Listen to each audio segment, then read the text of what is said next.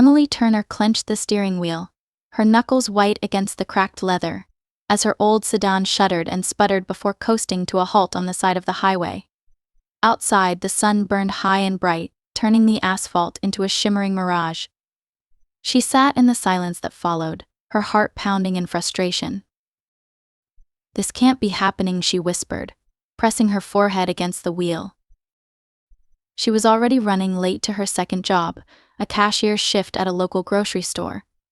It wasn't glamorous, but it helped keep the lights on and food in the fridge of her modest apartment. The strain of juggling rent, utilities, and student loans had left her barely scraping by. Her car, a hand-me-down from years ago, had been an act of defiance against her father's offers of help. She'd promised herself she could make it on her own. But now, with the engine dead and her options limited, she felt the weight of that promise pressing down on her. Pushing open the door, she stepped into the relentless heat, squinting at the long stretch of empty road. Emily fumbled with her phone, her fingers trembling as she opened her banking app. The numbers were worse than she'd feared, barely enough to cover rent and groceries. A repair bill wasn't just out of reach, it was laughable. Her gaze lingered on the contact saved as Dad. She could almost hear his voice, calm and measured, offering to send help if she'd only ask. But asking meant admitting that her grand experiment in independence had failed, and her pride wasn't ready for that. Instead, she searched for nearby mechanics, scanning the results until a name caught her eye: Hayes Auto Repair. The reviews described a small, family-run shop known for honesty and fair prices. It wasn't much to go on, but it was better than nothing. With a deep breath, Emily dialed the number. The voice that answered was warm, steady, and reassuring. "Hayes Auto Repair. This is Daniel." After explaining her situation, she braced herself for the inevitable suggestion of a tow truck she couldn't afford. But instead, Daniel said, "Sounds like a tough spot. Don't worry. I'll send my truck over and take a look." "Thank you," she said, her voice cracking. "Hang tight," he replied. True to his word, a battered tow truck arrived less than 20 minutes later, pulling up beside her car with a rumble. A man stepped out, tall and broad-shouldered, with hands marked by years of grease and calluses. His face, weathered but kind, broke into a smile as he extended a hand. "You must be Emily," he said. "I'm Daniel Hayes. Let's get this sorted out." Grateful and slightly embarrassed, she shook his hand and watched as he set to work with quiet efficiency, hooking up her car to the tow truck. "Hop in," he said, gesturing to the passenger seat. The ride to the shop was quiet at first, the hum of the engine filling the space between them. Emily couldn't help but glance at Daniel. There was something calming about him, a quiet confidence that made her feel a little less alone. "Rough day?" he asked. You could say that, she replied, managing a weak smile. "Well," he said, his tone light, "at least it's not raining." She chuckled despite herself, and the tension in her shoulders eased just a little. The shop came into view, a red and white building nestled behind a row of maples. It wasn't flashy, but it was tidy and welcoming. Inside, the air smelled of motor oil and coffee, and the waiting area was modest but clean, with well-worn chairs and a bulletin board filled with thank you notes and family photos. Daniel guided her to a seat before disappearing into the garage with her car. "Let me take a look," he said. Emily sat, the anxiety creeping back in as she tried to focus on an old magazine. What if the repairs were too expensive? What if her car was beyond saving? She couldn't bring herself to call her father, but she couldn't afford to lose her transportation either. After what felt like an eternity, Daniel returned, wiping his hands on a rag. His expression was thoughtful but not grim, and Emily's heart jumped in her chest. "Good news," he said. "It's your alternator. Not great, but not the worst thing in the world. I can fix it pretty quick." Emily nodded, steeling herself. "How much will it cost?" she asked, her voice barely above a whisper. Daniel hesitated, studying her face. "Tell you what," he said gently. "Let me fix it, and we'll figure out the rest later." her cheeks flushed with a mix of gratitude and embarrassment. I don't want to take advantage of your kindness. You're not, he interrupted, his voice firm but kind. Sometimes people just need a little help. I've been there myself. Don't worry about it. Emily's throat tightened, and she could only nod. True to his word, the repair didn't take long. When he handed her the keys, he said, "All set, you're good to go." She reached for her wallet, fumbling to pull out the few bills she had. "Please, at least let me give you something." Daniel shook his head.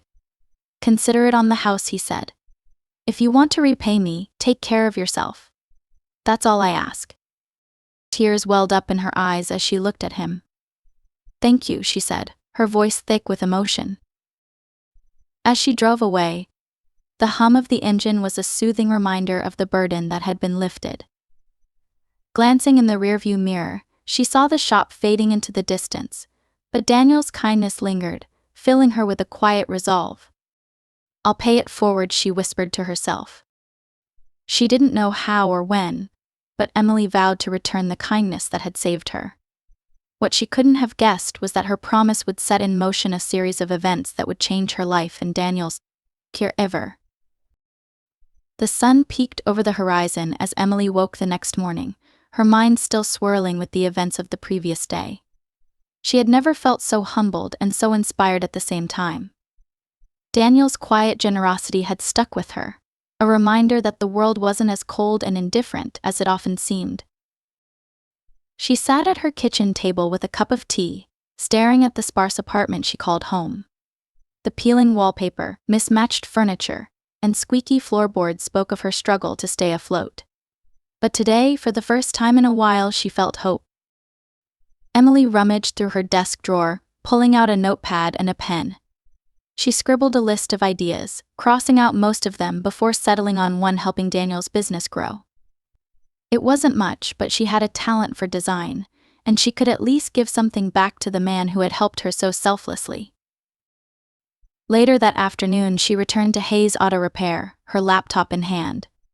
The shop was buzzing with activity, the air filled with the sound of tools clinking and engines rumbling.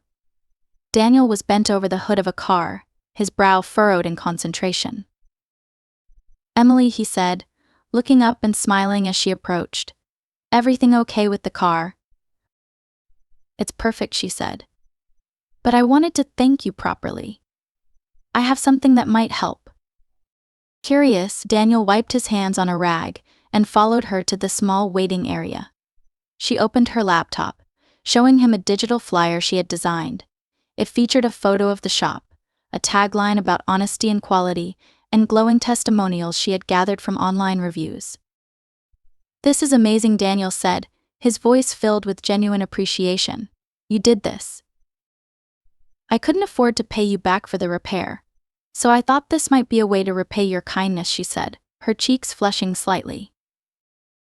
"You didn't have to do this," he said, shaking his head. "I wanted to," Emily insisted.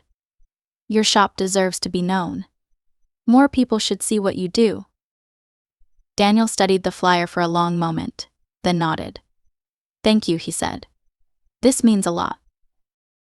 With his blessing, Emily printed the flyers and began distributing them around town. She left stacks at coffee shops, pinned them to community boards, and even handed them out at local events. Slowly but surely, the calls began to come in. A week later, Emily stopped by the shop to check in. To her delight, she found the waiting area full of customers and Daniel grinning as he greeted each one. "I think you might have started something," Daniel said as she approached. Emily laughed. "Looks like business is booming." "It's more than that," Daniel said, his tone serious. "I don't just want to fix cars. I want to help people. And now, thanks to you, I'm able to reach more folks who need it." Her heart swelled at his words. "You helped me when I needed it most," she said. "This is the least I could do." Over the next few weeks, Emily continued to stop by the shop, helping where she could and finding ways to connect with the community. As the business grew, so did her friendship with Daniel. He became a sounding board for her frustrations and a source of wisdom when she felt lost. One crisp fall morning, Emily arrived at the shop to find an unfamiliar car in the lot. It was sleek, black, and undeniably expensive. Her stomach twisted when she saw the man standing beside it. Her father, Charles Turner, was pacing near the entrance, his expression as stern as she remembered. She froze, unsure whether to approach or retreat, but before she could decide, Daniel stepped out of the garage and greeted him with a handshake. "Good morning," Daniel said. "How can I help you?" Charles nodded, his gaze sharp and assessing. "I hear you helped my daughter with her car." Emily's breath caught in her throat as she stepped forward. "Dad, what are you doing here?" Charles turned to her, his stern expression softening slightly. "I've been trying to find you. You didn't tell me you were struggling." "I'm fine," she said quickly. "I didn't need." "You didn't need me," Charles finished for her, his voice tinged with frustration. "Emily, you're my daughter. I'm always going to care about you, whether you like it or not." Daniel watched the exchange, his expression calm but thoughtful. "Your father seems like a good man," he said quietly to Emily. "He is," she admitted, her voice low. "But we don't see eye to eye on a lot of things." Charles turned back to Daniel, his businesslike demeanor returning. "I appreciate what you did for Emily. It sounds like you've built something special here. If there's anything I can do to help, let me know."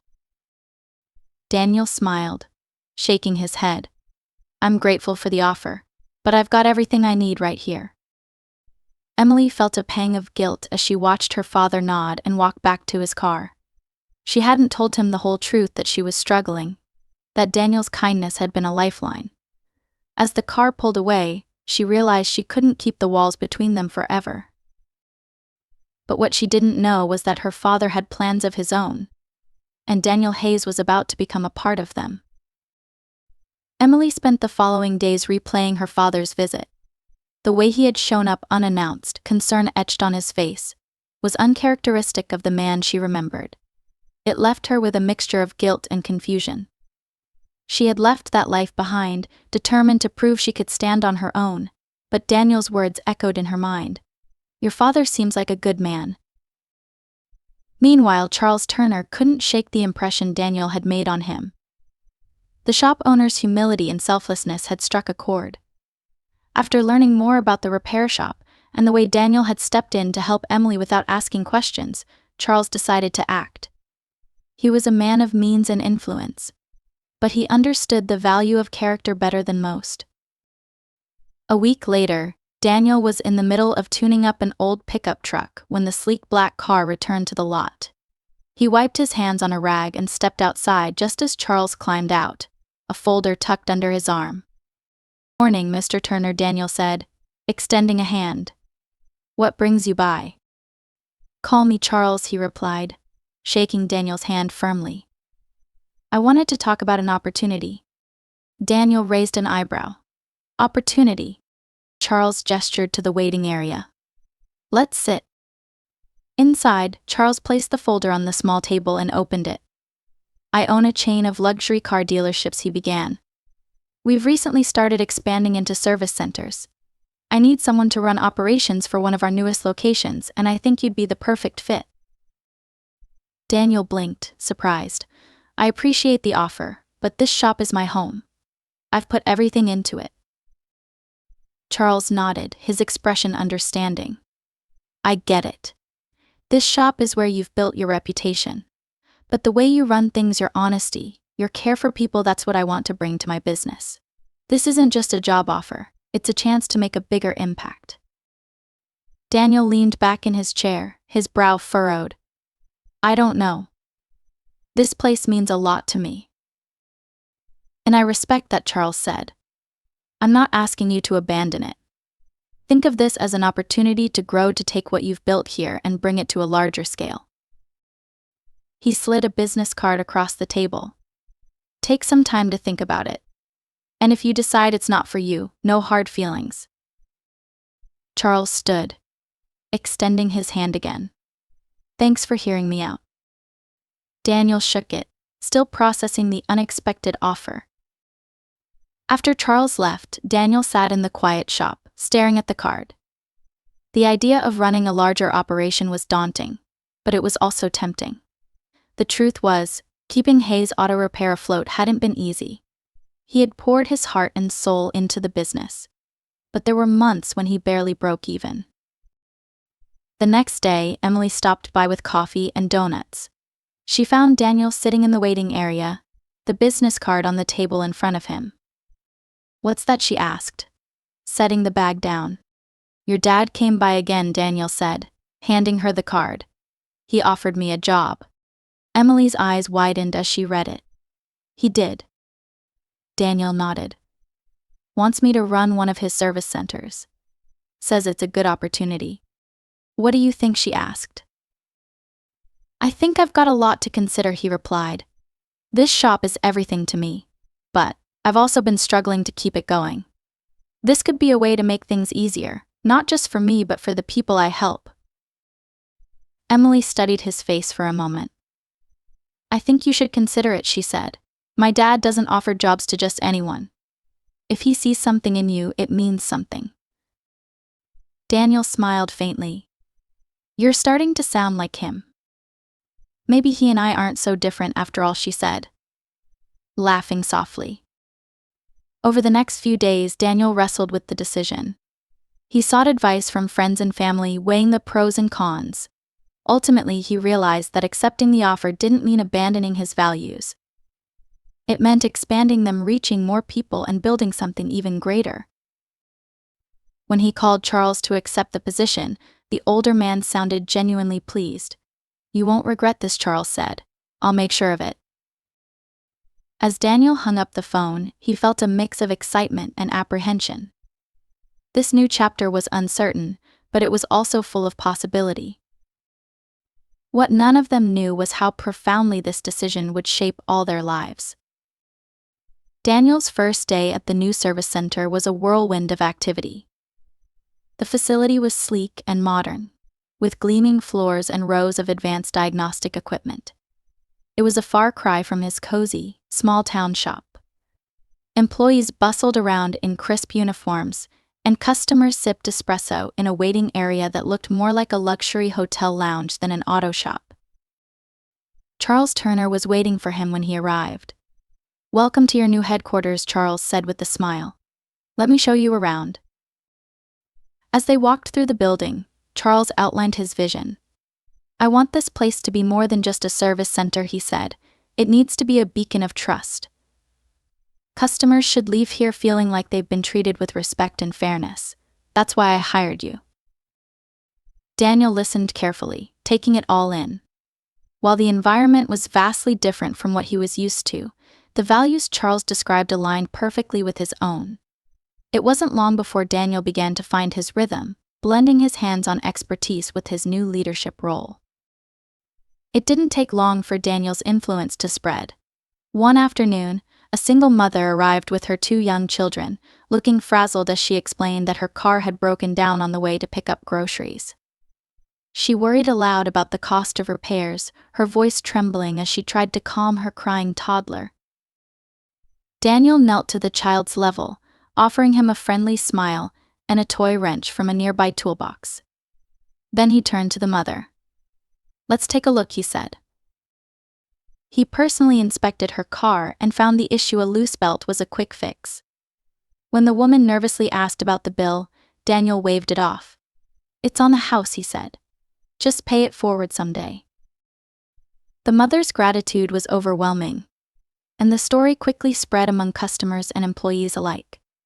Inspired by Daniel's actions, the staff began to adopt his philosophy, treating every customer with care and compassion. Emily visited the service center often, fascinated by the changes. She had watched Daniel transform her father's vision into something deeply personal, something rooted in kindness.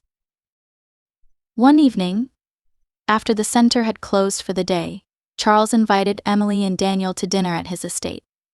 It was the first time Emily had set foot there since she had left, and the sight of the sprawling mansion stirred mixed emotions. The dining room was just as she remembered, grand, with a polished mahogany table that seemed to stretch endlessly. But tonight the atmosphere felt different. Her father was relaxed, his demeanor more approachable than she had seen in years. As they ate, Charles turned to Daniel. "I've been keeping an eye on how you've been running the center," he said. "You've exceeded every expectation. Revenue is up, but more importantly, customer satisfaction has never been higher. You're making an impact, and I want to thank you for that." "Thank you," Daniel said humbly. "I'm just trying to do what's right for people." Charles nodded, his gaze softening. "You know, Emily's mother used to say the same thing. She believed in helping others no matter what." Emily froze, her fork halfway to her mouth. Her father rarely spoke of her late mother, and the unexpected mention left her both surprised and moved. "She'd be proud of both of you," Charles continued. "Proud of the values you're carrying forward." Emily felt a lump rise in her throat, but for once it wasn't from frustration. It was from a sense of connection, a bridge forming where there had only been distance before. As the evening wound down, Charles raised a glass. "To family," he said, "and to building something that lasts." Emily and Daniel exchanged a glance, each feeling the weight of his words. Over the next several months, Daniel's leadership continued to transform the service center. He introduced free car care workshops for single parents, partnered with local charities for donation drives, and started a mentorship program for young people interested in auto mechanics. The center became more than just a business, it became a pillar of the community. Emily, too, found her stride. Inspired by Daniel's example, she began volunteering at a local shelter, using her design skills to create campaigns that brought in donations. Her relationship with her father slowly mended as they worked together on various projects, finding common ground they had never shared before. One crisp autumn afternoon, Daniel received a letter from Charles. Inside was a personal note and a check for $5,000. "Daniel," it read, "this is a small token of my appreciation for everything you've done, not just for my daughter, but for the community. You've shown me what true leadership looks like, and I'm grateful to call you a partner." Daniel stared at the check, his heart full.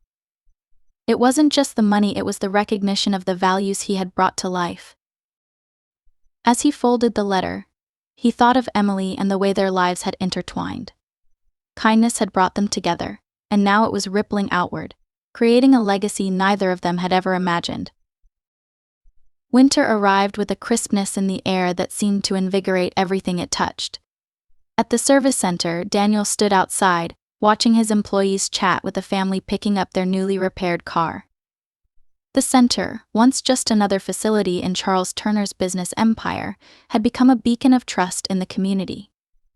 Daniel's philosophy had taken root, spreading among his staff and customers alike. Inside, Emily was seated at a small desk in the back office, finalizing the details of a community outreach initiative she had been working on for months. She had successfully secured grants to fund free vehicle repair vouchers for struggling families and launched a car care mentorship program for teens interested in the trade. Her designs were everywhere, from posters to social media campaigns that had brought attention to the center's unique mission. Daniel knocked lightly on the doorframe. "Busy?" he asked, a grin tugging at his lips. "Always," Emily said, smiling up at him. "But I think this project is finally coming together." He stepped inside and picked up one of the flyers from her desk. "You've done a lot for this place," he said. "I don't know how we'd manage without you." Emily shrugged, her expression softening. "I've just been inspired by what you've done here. Besides, this isn't just about the center. It's about helping people, just like you helped me." Before Daniel could respond, the office phone rang. Emily answered it, her face lighting up as she recognized the voice on the other end.